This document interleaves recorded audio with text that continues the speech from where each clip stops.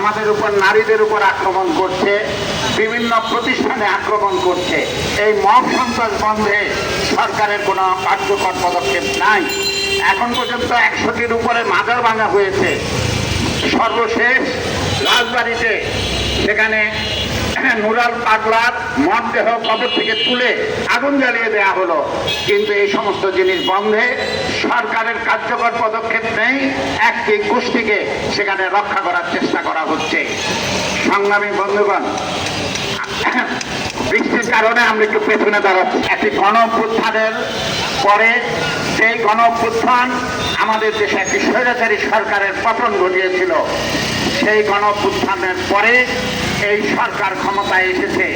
জনগণের রক্তের বিনিময়ে তারা ক্ষমতায় আছে। তাদের দায়িত্ব ছিল স্বৈরাচারী ব্যবস্থা দূর করার জন্য আসুক প্রয়োজনীয় সংস্কারগুলি করে একটি নির্বাচন সরকারের হাতে ক্ষমতা দেওয়া। কিন্তু এই সরকার নির্বাচন নিয়ে কালক্ষেপণ করছে। এখন পর্যন্ত তারা সুনির্দিষ্ট নির্বাচনের তারিখ এবং সুনির্দিষ্ট রোডম্যাপ ঘোষণা করেনি। আমরা দেখতে পাই তারা মব সন্ত্রাসের নামে যারা এই ধরনের সন্ত্রাস করছে, একটা নির্দিষ্ট গোষ্ঠী, সেই গোষ্ঠীকে এই সরকার রক্ষা করে যাচ্ছে। সংগ্রামী বন্ধুগণ, এই সাম্প্রদায়িক শক্তির বিরুদ্ধে সরকার গত 1 বছরের অধিককালে কোনো পদক্ষেপ গ্রহণ করেনি।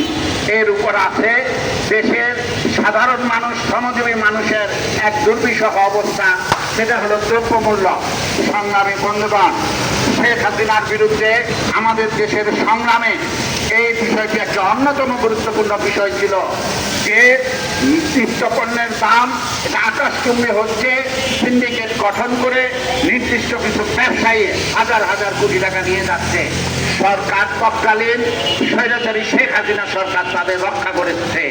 কিন্তু এই শেখ হাসিনার পতনের পরে এখন কেন দ্রব্যমূল্যের দাম বাড়বে আমরা বুঝতে পারি না। বুঝতে পারি এখানেও কিছু লোকের কারসাজি আছে। সরকার তাদের বিরুদ্ধেও ব্যবস্থা নিচ্ছে না। গত মাসেও সেখানে নিত্যপণ্যের মূল্যস্ফীতি প্রায় 10% এসেছে। একদিন একটু কমে তো 2 দিন বাড়ে, এই প্রক্রিয়া চলছে। অথচ আমাদের দেশের শ্রমজীবী মানুষ, তাদের মজুরি বাড়ে নাই। তারা সেই শেখ হাসিনার 16 বছর তারা যে দুর্বিষহ জীবনযাপন করছে, আজকেও তাদের এই অবস্থা। তারা এই পরিবর্তিত পরিস্থিতিতে সংকট থেকে মুক্তি পাবে এই স্বপ্ন আর তারা দেখছে না। এই শ্রমজীবী মানুষ ছাত্রদের আন্দোলনের পাশে দাঁড়ানোর ফলেই শেখ হাসিনার পতন ঘটেছিল। কিন্তু এই 1 বছরের অধিককালে শ্রমজীবী মানুষের পক্ষে আমরা কার্যকর কোনো পদক্ষেপ দেখি নাই। একটি সংস্কার কমিশন করা হয়েছে, তাদের সুপারিশ এসেছে, অনেক সংস্কার নিয়ে আলোচনা হচ্ছে, ঐক্যমত্য তৈরি করার চেষ্টা করছে, বৈঠকের পর বৈঠক করছে। অথচ শ্রমিকদের জন্য যে প্রস্তাব, সেই প্রস্তাব বাস্তবায়নের কার্যকর পদক্ষেপ দেখছি না। এরকম অসংখ্য বিষয়ে কথা বলা যাবে, না অন্যান্য নেতৃবৃন্দ কথা বলবে। আমি একটি কথা বলে শেষ করছি, সেটা হলো বিগত শেখ হাসিনা সরকারের সময় সেই ভারত, সেই সাম্রাজ্যবাদী শক্তি, আধিপত্যবাদী শক্তি, সেই ভারতের অঙ্গুলি হেনলে বাংলাদেশ সরকার পরিচালিত হতো। ফলে মানুষ সেই ভারতের বিরুদ্ধে বিক্ষোভ করেছে, কথা বলেছে। কিন্তু পরিবর্তিত পরিস্থিতিতে আমরা দেখতে পাই আরেকটি সাম্রাজ্যবাদী শক্তির নীল নকশা বাস্তবায়নের জন্য বর্তমান ইউনূস সরকার সেখানে কাজ করে যাচ্ছে। সেই মার্কিন সাম্রাজ্যবাদ যারা মধ্যপ্রাচ্যের সংকট তৈরির হোতা, যারা ফিলিস্তিনের মানুষকে হত্যা করার ক্ষেত্রে ইসরায়েলকে মূল সাপোর্ট দিয়ে যাচ্ছে, ইরানের উপর হামলা হচ্ছে, সম্প্রতি কাতারের উপর হামলা হয়েছে, একের পর হামলা সংগঠিত হচ্ছে, এর মূল কারিগর সেই মার্কিন সাম্রাজ্যবাদ। আজকে মার্কিন সাম্রাজ্যবাদ এই বাংলাদেশকে তারা বেছে নিয়েছে এখানে তাদের আধিপত্য বিস্তারের জন্য, এবং এখানে সেখানে তাদের শক্তি তাকে সেখানে প্রতিষ্ঠার জন্য আজকে মার্কিন যুক্তরাষ্ট্র ডক্টর ইউনূসের সরকারের সাথে আঘাত করছে। ফলে যে যুদ্ধ প্রক্রিয়া সাম্রাজ্যবাদ দুনিয়ার দেশে দেশে তৈরি করছে, আমাদের দেশেও বর্তমান সরকার সেটা টেনে আনার পায়তারা করছে। তার দৃষ্টান্ত হলো চট্টগ্রাম বন্দর, সেটা বিদেশি কোম্পানির হাতে তুলে দেওয়া।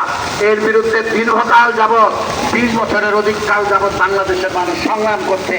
শেখ হাসিনা এই চট্টগ্রাম বন্দরকে লিজ দেওয়ার ক্ষেত্রে সেখানে সিদ্ধান্ত নিয়েছে, আর সেই সিদ্ধান্ত বাস্তবায়ন করছে ডক্টর ইউনূস।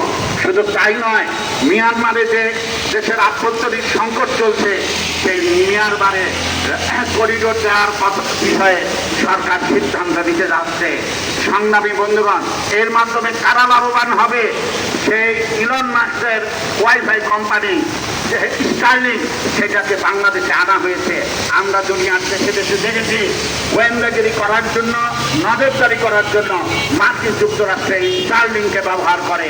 ফলে আজকে বাংলাদেশকে মার্কিন সাম্রাজ্যবাদের যুদ্ধ পরিকল্পনার অংশ তৈরি করার যে পরিকল্পনা চলছে, ষড়যন্ত্র চলছে, আমরা এর তীব্র প্রতিবাদ জানাই। কোনোভাবেই সাম্রাজ্যবাদের কাছে আমরা মাথা নত করবো না। 30 লক্ষ জীবনের বিনিময়ে আমাদের দেশ পাকিস্তানি প্রায় উপনিবেশিক শাসনের অবসান ঘটিয়েছিল। মুক্তিযুদ্ধ সংগঠিত হওয়ার মধ্য দিয়ে দেশ স্বাধীন হয়েছিল। সেই বাংলাদেশে আমরা আবার আরেক সাম্রাজ্যবাদী শক্তিকে আধিপত্য বিস্তার করতে কোনোভাবেই সুযোগ দেব না। দেশের জনগণ এর বিরুদ্ধে দাঁড়াবে। অবিলম্বে বর্তমান সরকারকে এই ষড়যন্ত্র থেকে সরে আসার আমরা দাবি জানাচ্ছি। সর্বশেষে বলতে চাই, অবিলম্বে নির্বাচনের ব্যবস্থা করুন। ডক্টর ইউনূস সরকার বলেছে ফেব্রুয়ারির প্রথমার্ধে নির্বাচন হবে। এটাকে নিয়েও বিভিন্ন পক্ষ নির্বাচন পেছানোর চক্রান্ত করছে, পরিস্থিতি তৈরি করার চেষ্টা করছে। আমরা বাম গণতান্ত্রিক জোটের পক্ষ থেকে স্পষ্ট বলতে চাই, ঘোষিত সময়ের মধ্যে নির্বাচন করতে হবে এবং একটা অবাধ সুষ্ঠু নির্বাচনের জন্য প্রয়োজনীয় নির্বাচনের সংস্কারগুলি দ্রুত সম্পন্ন করতে হবে। কোনো গড়িমসি এ দেশের মানুষ সহ্য করবে না। সংগ্রামী বন্ধুগণ, বাম গণতান্ত্রিক জোট সেই শেখ হাসিনা শাসনের 16 বছর ধারাবাহিক আন্দোলন পরিচালনা করে গিয়েছে।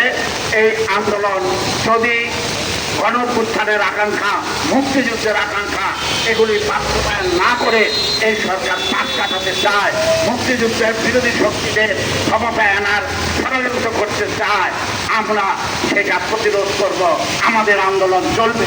সংগ্রামী বন্ধুগণ, বাম গণতান্ত্রিক জোট এবং বাংলাদেশের সমাজতান্ত্রিক দল রাষ্ট্রের পক্ষ থেকে এই বৃষ্টি বিঘ্নিত দিনে যারা উপস্থিত হয়েছেন, বক্তব্য শুনছেন, সকলকে ধন্যবাদ জানিয়ে